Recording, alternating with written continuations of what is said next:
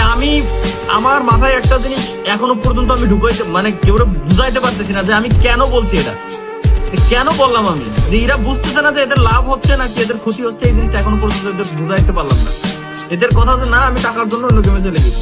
আরে ভাই টাকা কি আমার ফ্রি ফায়ার দিত না? আমার প্রত্যেক মাসে ফ্রি ফায়ার 3-4 লাখ টাকা করে দিত, প্রত্যেক মাসে দিত আমার টাকা। উল্টারও আইডিতে আমার যা লাগতো সবকিছু আমার ফ্রিতে দিয়ে দিত। আমার আইডিতে স্পেশাল ভিভেস ছিল, আমি সবকিছু সাইড দিয়ে পার্টনার প্রোগ্রাম থেকে বেরোছি। এর থেকে বেশি টাকা কি আমার পাবজি দিচ্ছে?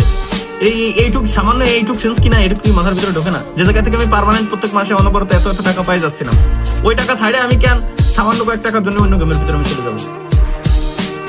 এই সিম্পল জিনিস কি মাথার ভিতরে ভাই ঢোকে না? এই জিনিসটা আমি এখনো পর্যন্ত কেউ বুঝাইতে পারতেছি না। বুঝো ভাই প্লিজ, একটা রিকোয়েস্ট, আপনারা বুঝেন যে আমি কেন করছি এটা, আমি কেন বলছি এটা নিয়ে আপনারা স্টেপ নেন। আপনাদেরই ভালো, দিন শেষে আপনাদেরই ভালো। উল্টো পাল্টা কথায় মোটিভেট হবেন না, আপনাদেরই ভালো হবে দিন শেষে।